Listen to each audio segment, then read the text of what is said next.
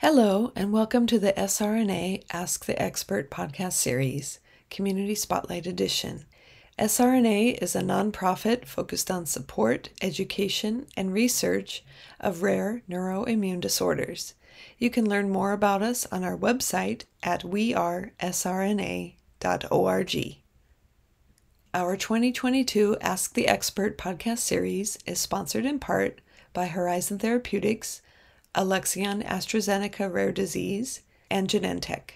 Horizon is focused on the discovery, development, and commercialization of medicines that address critical needs for people impacted by rare, autoimmune, and severe inflammatory diseases. They apply scientific expertise and courage to bring clinically meaningful therapies to patients. Horizon believes science and compassion must work together to transform lives.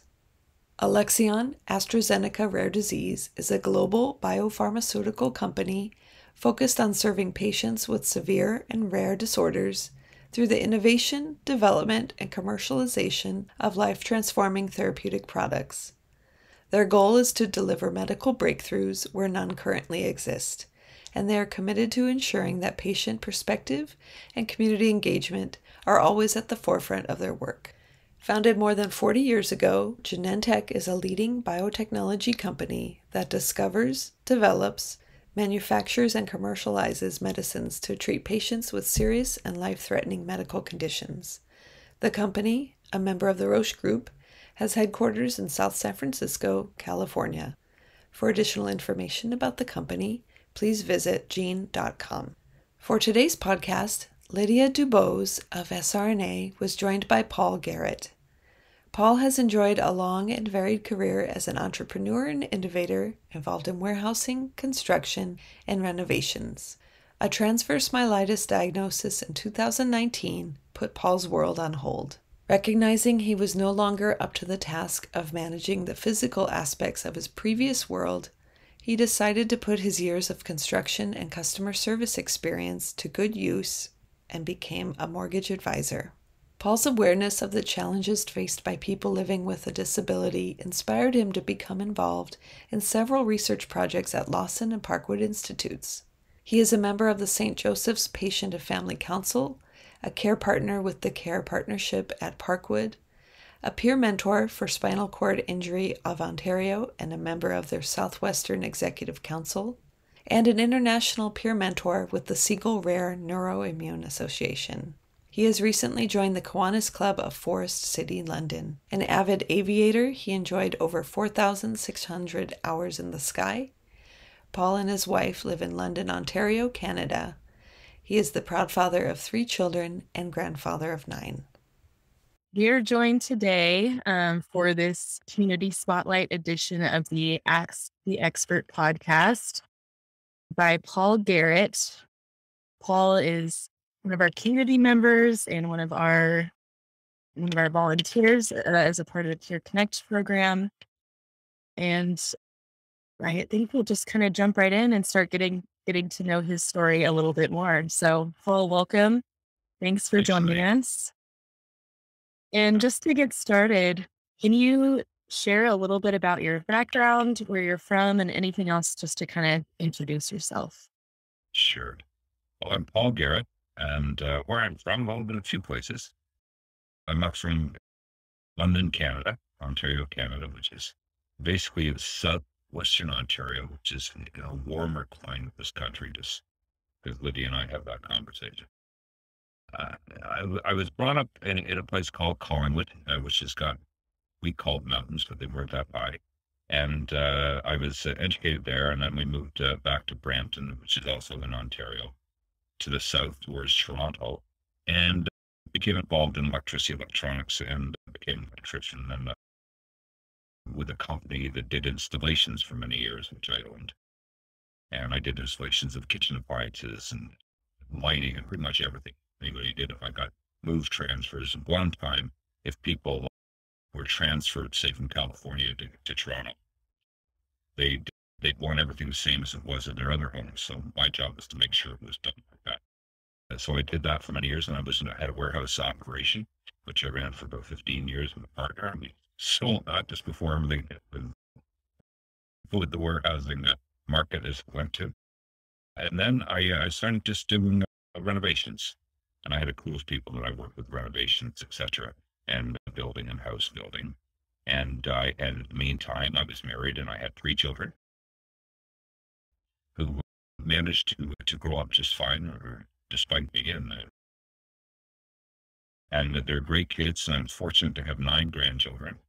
And I, I have a wonderful wife.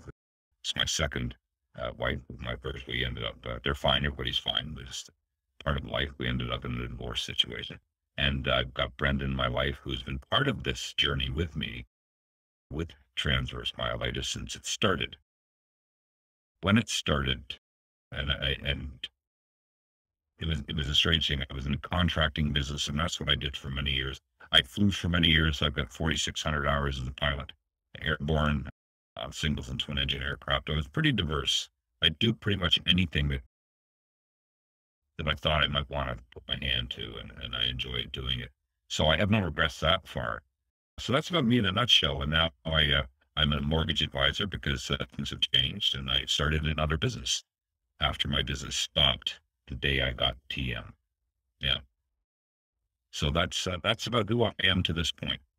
Yeah, thank you, Paul. Just to start, do you want to share about when you first started experiencing these symptoms, and what were the symptoms, and what was that like for you? It's a good question, Lydia. You know, I didn't realize I was having symptoms for the event. There was a time where I was 59, 60, but I was still very fit. I went to the gym 4 times a week. My job, although I was supervisor, I still did a lot of lifting. I did a lot of building because I liked doing. But I found in the last 6 or 8 months before this happened in 2019, that my legs seemed weaker. I used to be able to run 2 stairs at a time, no problem. No, I put it up going, Garrett, you're just getting older, you know.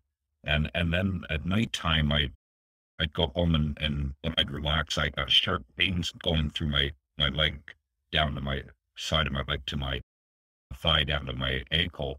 And I had twitches, and it was like restless foot, you know, like restless foot syndrome. You can't get them to settle down.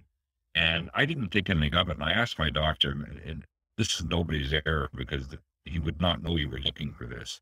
And we were thinking it was an iron deficiency or a vitamin B12, maybe a change up because of my age and needing to do supplement differently. So I was all in on that because I was in some vitamins and things because I was pretty fit, ate well, you know, tried not to overindulge in whatever. And then on May 25th, 2019, at 8:30 in the morning, I was getting ready to go out and look at a couple of jobs. I always make coffee for my wife and myself, take it up for her before I left, have time with each other. And I was down making the coffee, and by gosh, I got a real tingling in my right foot, and like pins and needles. It was going like I couldn't feel it. I thought that's weird, so I started banging my foot, you know, and shaking. Oh, this is crazy. And it gradually started working its way up my leg, and my leg started getting weaker. And it went to my rear end, my glutes, and then across, and gradually made itself down the right leg. I made it back upstairs, and as I went upstairs, my legs were clomping up the stairs, laboring. And I remember thinking as I was doing that, boy, this could be the last time I'll ever climb the stairs. It was going through my mind. Something bad was happening. And I laid down on the bed, and I thought, well, I'll still keep the job something, because if I rest for a half an hour, it'd be good to go again. Well, I went to get up in a half an hour, and I fell on the floor. I was paralyzed from the waist down. And I had no idea. The hospital attendants came. My wife called the ambulance only after duress because I was going out to see recover. And she's going, no, we have to get you in there. And I have wonderful, you know how the attendants are so wonderful, and they try to figure out what you need when you're in there. We're lucky here in London because it's like Texas. The medical people here are really resolute in finding solutions to problems. We have the MS division here. We have heart people. We have everything you could imagine. So I was fortunate to be in the city, is what I was saying. So he was trying to determine what the problem was, to determine which hospital I should go to specialize in certain. And so he said, well, I'm going to push you in as a stroke. because they couldn't figure out what the problem was. And he says, I don't think you have a stroke, because I was talking from it. And he took me to London University Hospital, which specializes in brain traumas and things of that nature. And they got me in there, and they got me into a stroke sequence first off. So as soon as I got there, he was so smart, the technician, because there was like 8 people waiting to rip off my clothes and start testing me and saying, how many fingers are here and what's going there? We're going to probe you here. And they had me down for scans before you knew what was happening. MRIs, and it was just, everything was so quickly, and I was hooked up to every imaginable device with wires coming out of places I don't even want to talk about. And they couldn't determine at that point what the problem was. So they determined it wasn't a stroke, and it was nothing to do with my upper, which I was quite relieved about. And then after that was done, the neurology team came in, and that was after I'd been there for about 8 or 9 hours. And we got a lovely Dr. Casserly's her name, and she came in and she looks down. She goes, "What do we have here then?" As I'm lying on this gurney, legs not working, and just having to have a catheter. So I'm trying to come to terms with all these things. My wife is trying to come to terms. All these things that are happening. And at the time, she says, well, we have to get you up to observation, and we'll get you down for an MRI, and we'll try to determine what this is. And they didn't at that point, but that's how my first day was. So that's how I got there. Yeah. Quite a jarring experience.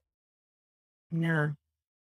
Yeah. Can you share a little bit more about, what was done to determine your diagnosis, and then kind of what kind of treatments you initially received? Sure. Yeah. Well, originally when they got me up into observation, and observation in these places, it's like intensive care, but not as intense, it sounds like. But I, of course, had intravenous going in and things of that nature, and they were testing. They sent me down for an MRI, and nothing showed up. But that's not unusual in the early stages. Originally, they were looking to see if there was something they could surgically do, and the surgeon couldn't do anything. There was nothing to do.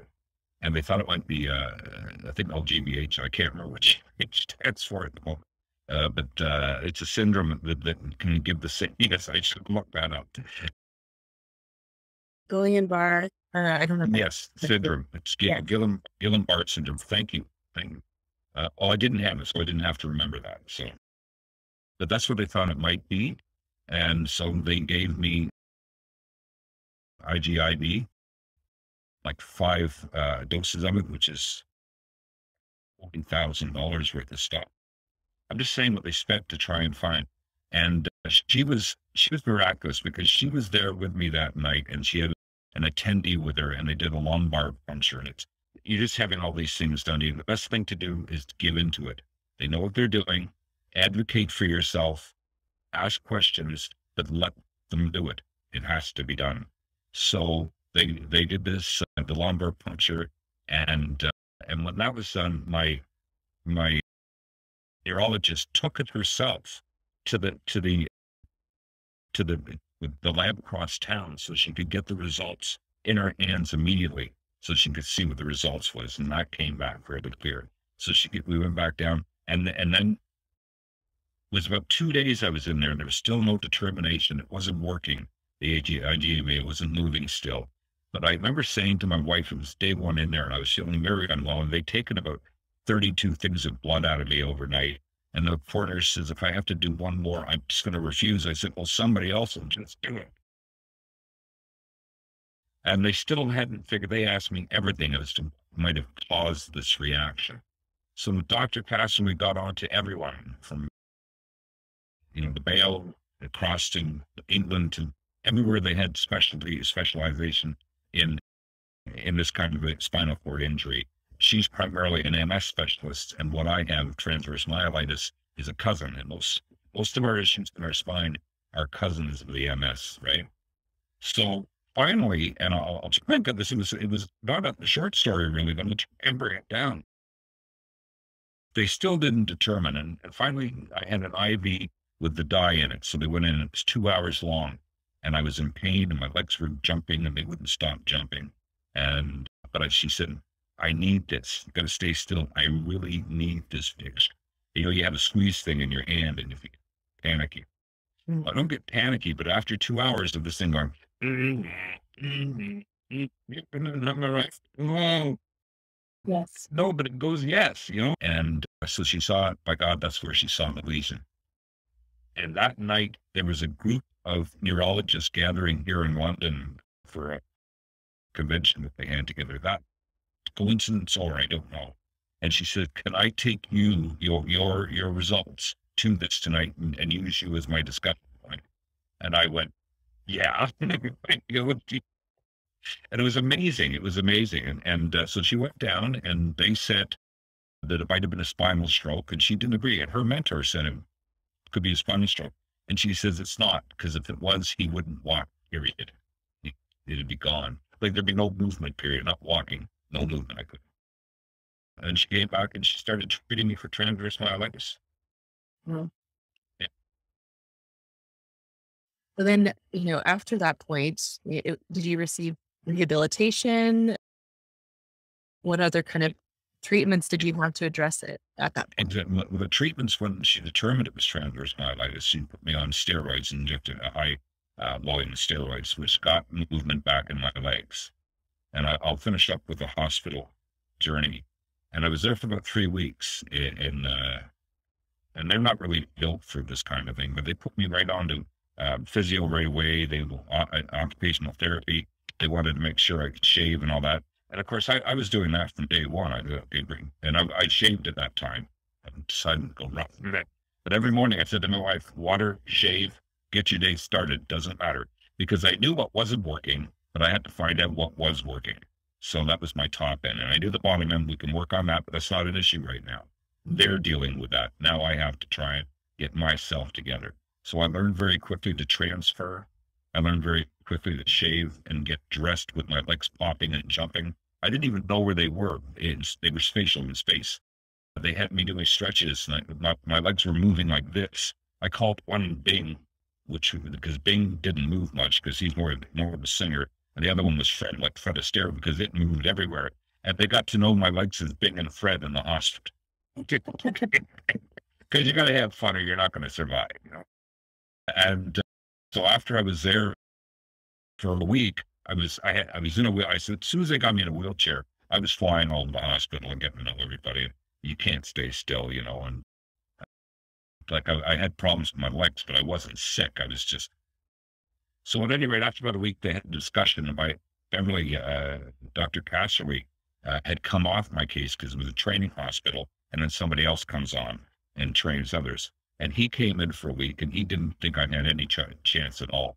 He figured that the steroids were placebo and I'd never walk again. Now, he didn't tell me that. What had happened was I had come in from outside, and I was just sitting in the area where they were discussing patients around the nurse's station. And they happened to be talking about me. And my nurse practitioner, who was in my corner saying, "Paul, it's always team ball. Let's go. Let's get moving." He has great chance of doing this. They wanted to get me in rehabilitation. And I said, "Thank you, Pat. I believe on," and she says, "And he's right behind us." And I quickly said to that doctor, I says, "You have not seen anything yet. You have no idea whether I can walk or not. And you shouldn't make comments like that. But I appreciate you didn't think I was there." But he was sort of saying it was placebo and it was never going to work. But I did know after that it was up to me. Mhm. There wasn't going to be a magic injection. There wasn't a better pill. They finally said, "Eureka, take this, Paul. You'll be fine by Tuesday." I Mhm. realized that it was going to last a bit longer. Mhm. So that's when the rehabilitation transferred me. I was very fortunate. I was a good candidate for it because there's like 15 beds available from like an area, a long big area. So you don't have to fit all the criteria, and that's a whole different issue. But and I fit the criteria, and they had me transferred to Parkwood, and that's where my new life began. Parkwood Institute is a rehabilitation center. They do it for mental illness. They do it for stroke patients, for spinal cord injury patients, and that's what they specialize in, is getting you back. And the first day I got there, I was not a pleased puppy at first because suddenly all your control is gone. People tell you do it this way and do it that way. And my back went up a little bit the first day, and I remember sleeping. I was a bit upset. I remember I was in bed. My wife was there. I said, "You know something? I got to let go to this. These people know what they're doing. I have to learn from them. And that changed my whole life towards it. I realized that I was there and fortunate enough to be at a place that could help, Mm. you know? So so they started the very first day. They got me set up, and they got me to the occupational therapy and physiotherapy, and they were doing things in physiotherapy, and I was on this machine where I thought I had to go really fast, and my legs were flying all over. He says, "You're not in a race," he's trying to get me to do it correctly. And he says, "You know how you really get well quickly?" I says, "Well, what's that?" He says, "To do everything slowly." Oh, okay. So it's ready. He'd finished with me, and we've been through all this, and I was going, well, he says to me, "Well, what do you want to do?" I says, "I want to walk the what out of here." He says, "Okay." He says, "Okay, well, you can do that, but you can never say can't." And I went, "Well, that's not in my dictionary, so you and I are good." And that was started. And then every day, and 3 hours a day, occupational therapy, time in physio. Never like 3 hours each, because that would be far too much. But in occupational, they taught you how to build blocks on a table. They taught you how to stand. I had two wonderful people holding me up so I could stand. And I hadn't stood up in about a month, and I forgot I was 6 feet tall. And because you're looking up from a wheelchair, it's a whole different revelation. And they stood me up, and it was a gradual movement from there. And then from there, what was it like transitioning back to home? What was that? Well, I tried when I was in the hospital. My wife was very good. She prepped all the grapes. She set the place up, pictures of my kids and grandkids. You should make it homey. It makes, not that it's your home, but it makes it very, very nice. It calms you and helps you with your recovery. And then suddenly you have all this going on, and I tried to do everything myself the best I could, but I was still in a wheelchair at that times. But you've got nurses at your disposal, you have PSWs, you've got all these hardworking people, doctors, you name it. Somebody at morning, 7 o'clock in the morning, puts a fresh cup of water on your table. Oh, your breakfast is there, your lunch is there, don't miss that. Here's your meals. Oh, you got a little problem, push that button, they'll come and fix it up for you. And then you go home, and it's silence. None of that's around. Come up the stage, silent. And now you're looking in surroundings, you're sitting in surroundings that are very familiar, and in other ways not familiar at all. Because you can't run up the stairs. You can't just go into the washroom. You can't go into the kitchen, which I started learning quickly how to do. And I should have also mentioned that the occupational therapy people came to our home to make sure I had the railings, and we were lucky. The home was pretty nice to set up, washrooms on every floor, and that kind of thing.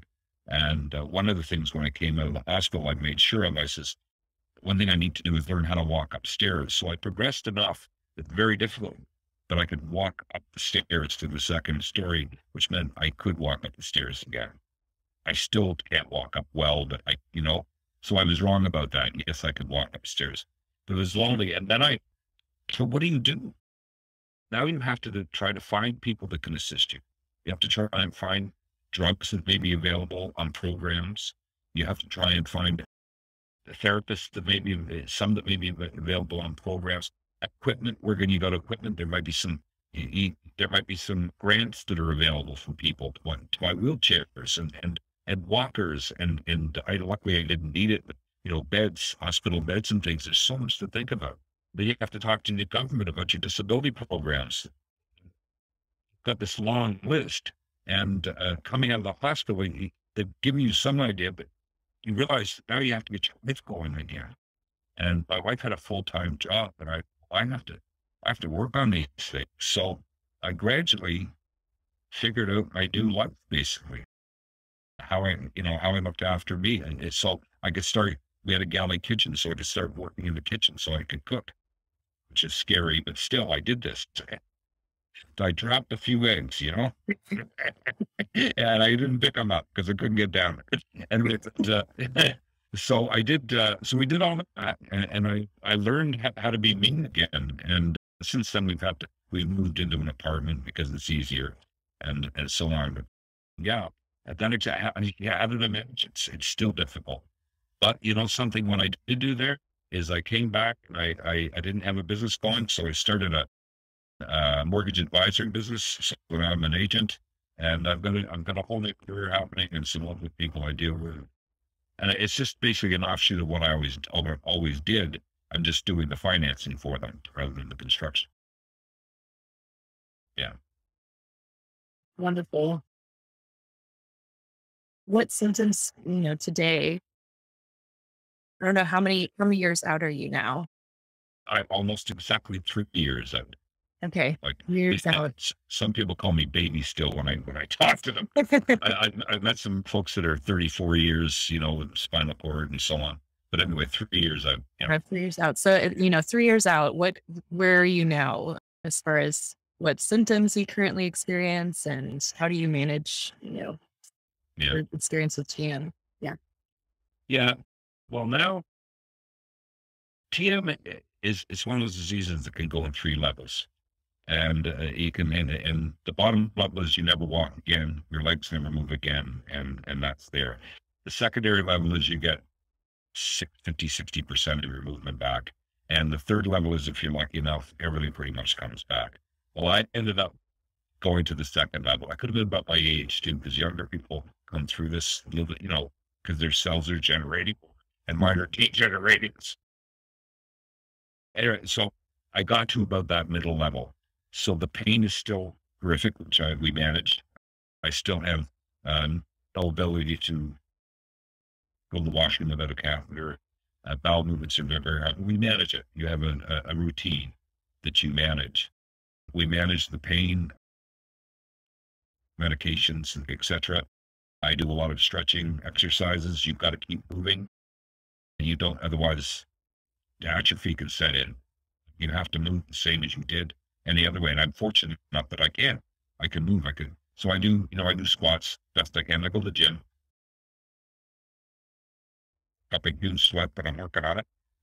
Well, without your legs, it's hard to get the cardio going. So I've been finding other methods. So yeah, that's what I've been doing since then, and how we've been coping. We have pain doctors and things. The worst thing for me right now is still managing the pain, because right now I'm talking to you and it's about a 5 out of 10, and that's constant. It's like your bones are pushing through your skin. It's nerves trying to fire, right? And they just don't know what to do. They're going, do I do this? And you go, oh, don't do that. But the good news is I'm getting some feeling back, even though being in pain. When I tap my foot, I know it's there, which I didn't. So that's the pain management. At nighttime, it can go way off the scale. So anyway, you just work with it, but stay moving. Never stop. And then do you mind talking a little bit about, and this may be, some of what you just said, but do you mind talking a little bit about some of the most difficult parts of living with TM? And if you have any kind of fears or worries related to your diagnosis? Yeah. I did cover a little bit about that, but not, difficulties, as I said, is primarily the pain management.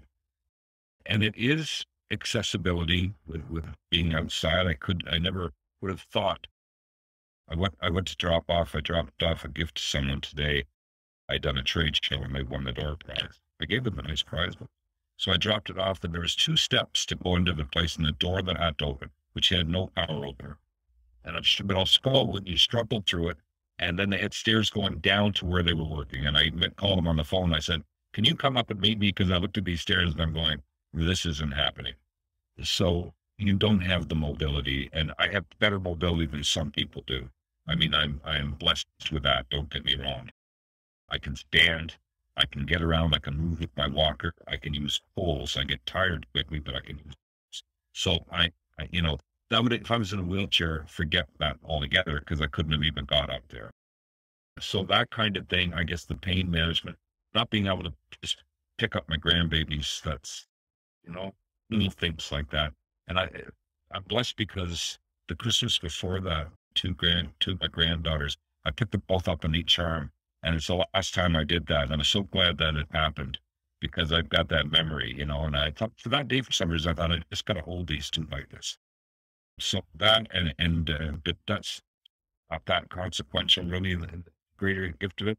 Um, that's what I've been doing to cope. If I got worries and fears, yes, absolutely. And I don't fear falling. I don't fear, I don't fear falling because you just roll. But I'm still young enough not to bust every bone in my body when it happens. But speaking of the young, and I'm not, you know, I'm getting older, and this, so that worries me is I've lost this mobility now. So that is something in my mind. I'm going, what about like when you get in your 70s and so on? You could be very much confined to a wheelchair by that stage because I might not have the same strength. So I can't worry about what the future holds. I have to get a grip of it, and I guess I'll just get there when it happens. But that is a concern of mine. It's not falling or injuring myself, or because I'll challenge that. Just do what you need to do. But it is as time goes on, you know, and you don't want anybody to be responsible for you, and so that's the kind. Yeah. And then on kind of the flip side, what are you hopeful for versus what are you seeing? Well, you know, I I take part of a lot of and it's a great journey because I do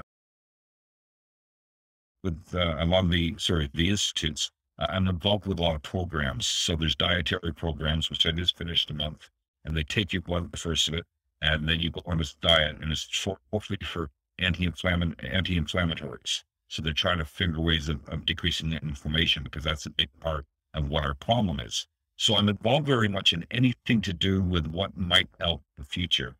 So I don't know if it'll kick in for me.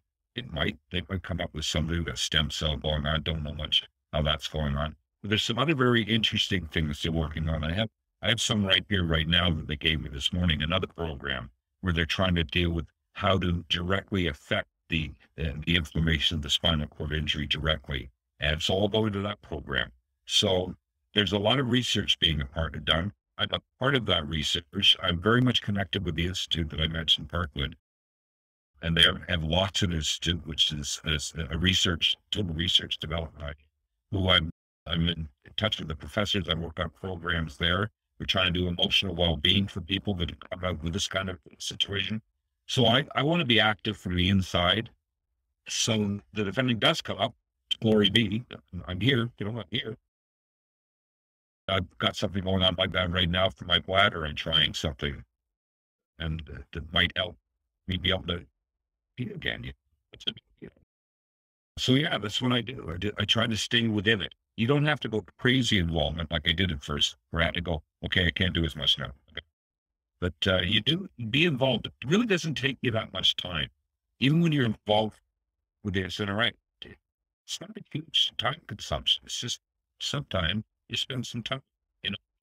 So that's what I do for the TM. I try to stay involved with what's happening and what might happen in the future. And maybe I will help someone later not have this issue. Wonderful. Yeah, research is so important, and thanks for being a part of it. Gonna be there. That's right. Yeah, it's not affecting me. It's okay.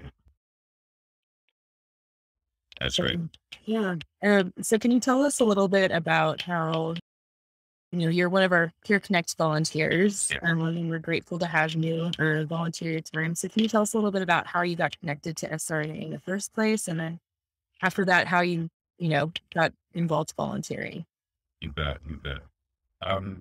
Well, I didn't get involved with the SNRA originally. Whilst I was in rehabilitation, my wife, Brenda, was studying everything that she could study about transverse myelitis and try and figure out what this, her husband, who she hadn't figured this would happen when we said, I will. And suddenly it's upon us. And she took to it. She took the bit and she's ran with it ever since. So she found you. She found the SNRA and she said, do you like that? And she made me a member right away. The same as Blue Cruise. She signed me up for that as well. And she said, no, she says, go on this. Look at this. They've got some great videos, some great things to listen to, some information you can watch. You can just watch it, which I did.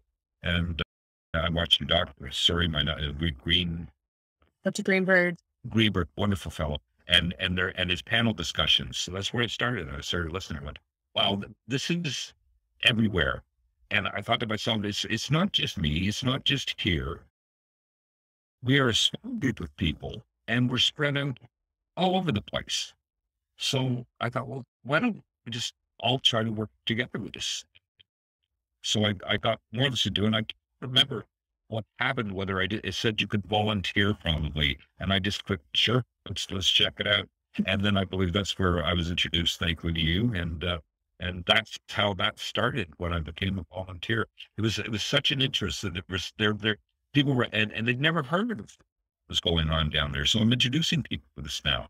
They say, no, there's people studying it all over.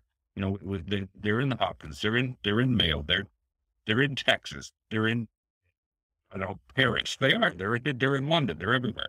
So that's how I got involved. I was very excited. You know, as a volunteer for the program, can you describe to anybody listening what the Peer Connect program is and kind of what your role is in it? Yeah, the Peer Connect, I find is a support organization. Basically, there's no pressure pressed on anybody because God knows there's enough pressure on people who are suddenly dealing with this anyway.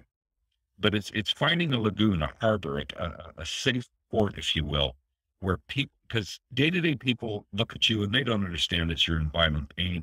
They don't understand that your spasms make you flail like at nighttime, and it would embarrass you. It could embarrass you because you might have movement.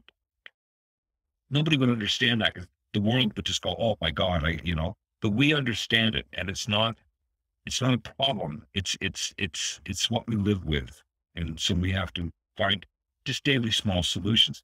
So within our group, and by being a peer connector, within our group, it is a safe haven just to come and talk. Say what you want. I can go, wow, that's so similar to what I was suffering. Not quite the same. Tell me a little more about that, And they open and people cry because they don't have anywhere to go. The people understand. So that's why that's what I believe the Peer Connect program is. I believe it's a nice safe harbor for people to come and talk about things that are so important to them and what they're trying to cope with daily. And it's not because they're weak. It's actually because they're strong. They just need, it's like strong as one, stronger together, right?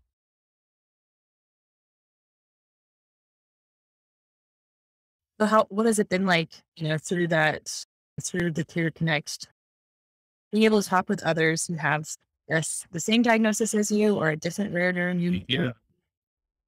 One thing it did for me is it made me learn a lot.